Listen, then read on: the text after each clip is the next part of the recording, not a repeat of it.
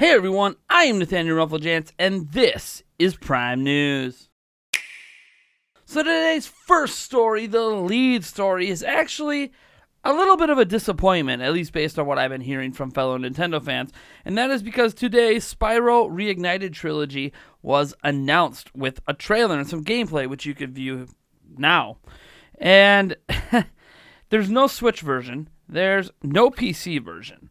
Very, very weird, considering that Spyro has had quite the presence on Nintendo systems in the past, and on PC even. So it's a little bit of a letdown, and it's actually being made by the same people who made the Crash Insane Trilogy, which, as we know, is coming to Switch. So a little baffling on this decision here to only come to PlayStation 4 and Xbox One. Now, I'm of mind that just like the Insane Trilogy, it is possible that this could see a later port to Switch, so I don't think all hope is lost at this point, but I do think that we might not see this till next year on Switch, and that is a little disappointing for a trilogy that appears ready to come out soon. So it is what it is. I don't know what else to think about it. I've never been a big Spyro guy myself, but I understand that it is disappointing for people that were looking forward to this on, hopefully, the Switch. So I guess just don't give up hope yet. That's all I can tell you. There's still a chance. Moving on.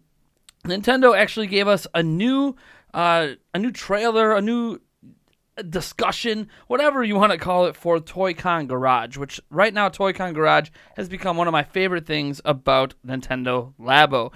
For those who don't know what Toy-Con Garage is, it's a part of Labo that lets you create your own stuff. So it's got some light programming, like you don't actually program, it's got predetermined things, but like you take these things, elements, and you connect them, and you do some really cool things. You can make robots, and in this one, they actually show off making a guitar.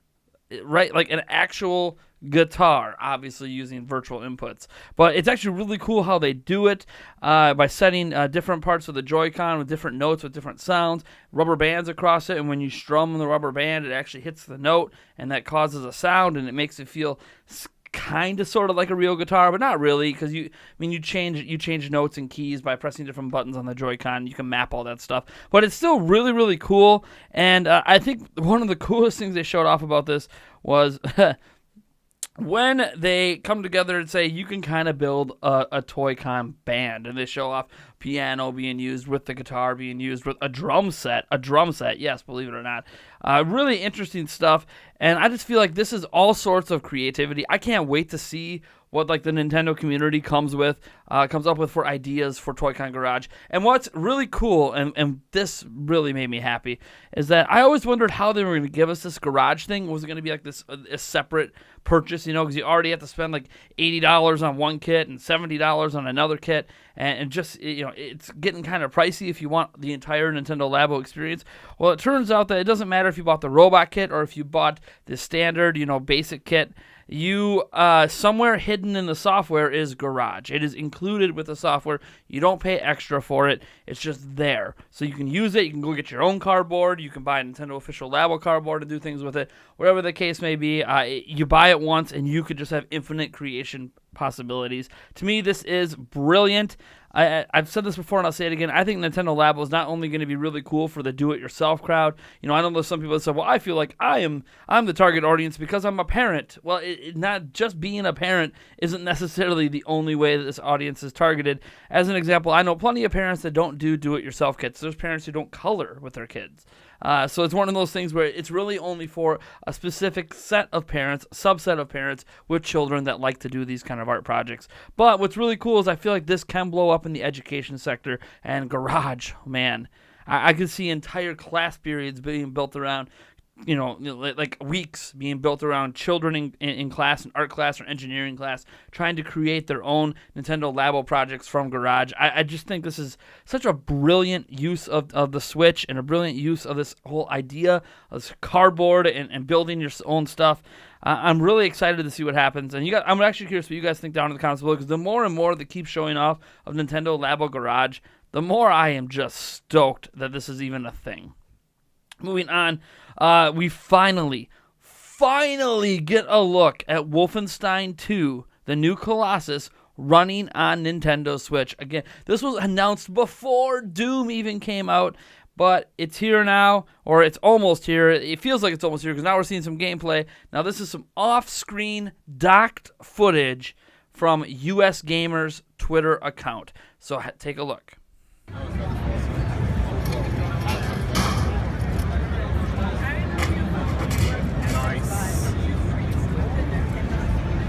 Any opportunity I can to sleep, I'll take it. It's my, except for when I screwed up. You hold the left trigger down, look everything with the eye left. Good. Very traditional. Of course. And all I can say is, that looks impressive. I feel like that's... Wolfenstein 2: The New Colossus is very much a current generation video game visually, and while obviously we're looking at grainy footage, we're looking at docked mode off screen. It's not the greatest angle in the world. This obviously happened at a behind closed doors media event, but man, I am happy as hell to see Wolfenstein 2: The New Colossus running on Switch and looking like it's running well, at least in docked mode.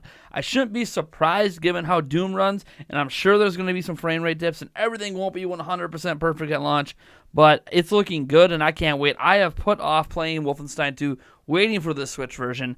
There's still no release date, but it's got to be coming at some point this year, so I can't wait to finally dive into what might have been the most underappreciated game last year because it got really, really high reviews, but it feels like no one really bought it. Maybe Switch is just where it needs to be to find that audience since there's not as much competition for those kind of games.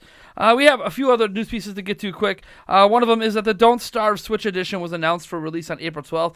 Also, Firewatch was also announced for Switch. The two indie games that have been out for a little while, two highly regarded indie games, in fact, coming to Switch. Again, Switch is continuing to be a home for the best of the best indie games, whether they're old or new, so this is exciting stuff. Another interesting update for Donkey Kong Tropical Freeze. Now, Funky Kong is a playable character. We've known this for a while. There's oodles of footage out there. I don't really like showing footage of it because it's like the only new thing in the game, but... what's interesting is that if you remember, Funky Kong actually ran the shop in the game. So there's a shop you can go to in Donkey Kong Tropical Freeze to buy like extra balloons and yada yada yada. Well, that shop isn't ran by Funky Kong anymore because now Funky Kong's a playable character, or at least is. And now we have footage where you are Funky Kong going to the shop, and you're wondering who runs it now. Well, the answer is Talks. Yes, that bird. It is now running the shop, and I'm feeling flashbacks to the Twilight Princess days and trying to steal potions and getting yelled at by a bird. So you know what it is.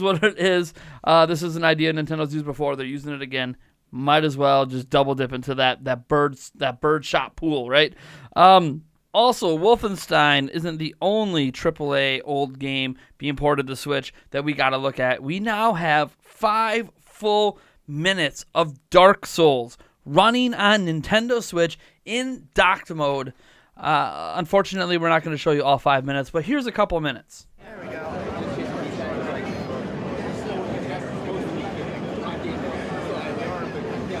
Much better. Like you're saying, like that. Wow. Yeah, you do supposed to be like that. Yeah. It felt like off, right? Yeah. Yeah, as soon as I got in, like, this is the chance.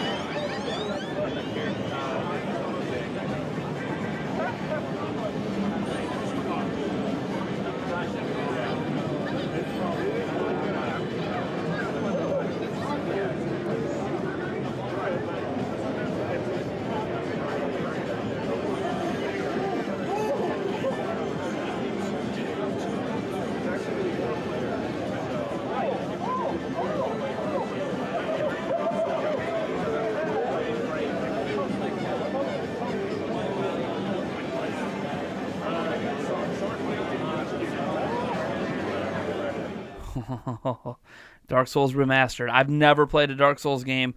I can't wait to dive into this. My eyes are about to be open to hell, let me tell you. The last story I also want to touch on, we actually reported on this last night, but I wanted to remind people who maybe only watch our Prime News show, is that a Switch emulator is now able to boot up Cave Story and Puyo Puyo Tetris. Not the most impressive games, but being able to boot up any retail released game for Switch is a step in the direction for full emulation to come eventually. It should be noted for anyone scared or worried this is going to hit sales or whatever. One, emulation happens for all platforms anyways, eventually. And two, we're still many, many years away from seeing games like Super Mario Odyssey running on an emulator in 4K at 60 FPS with mods on, on the PC. I mean, we did get it for Breath of the Wild with the CMU emulator for Wii U, but that even took almost 4 years. And even when Breath of the Wild came out, it still took almost a full year of optimizations before Breath of the Wild was really playable on the CMU emulator for the entirety of the game, where it didn't have hiccups and break randomly. So, yeah, things aren't perfect. Emulation takes a long time. We're not even talking about like the best of the best exclusive Switch games booting up yet, but this is a step in that direction. And if you love emulation, if you love making your own ROMs and playing them and seeing these cool things that Switch can't do, hey, it's in the works. It's going to be many, many years, and this is a little bit further than the old Yuzu emulator is, because this is not the Yuzu emulator. This is a completely new one. But if you want more information on that, I have a video linked down in the description to our 6-minute video on just that emulator. Anyways, folks, that's going to do it today for Prime News. As always, I am Nathaniel Rumpel-Jantz from Nintendo Prime. If you like this video, hit that like button. Smashing it also gets more and more people to view our content. So it not only helps you, it helps us as well. Hit the subscribe button if you are not subscribed. Hit the bell icon as well. YouTube says you should hit it, so I guess hit it. If you have figured out how YouTube distributes videos, let me know, because right now I'm subscribed to a ton of channels, and I probably only get videos from like 4 of them appearing on my feed every day, and it really upsets me. Thanks, YouTube. All right, folks. I'll just catch you guys in the next one.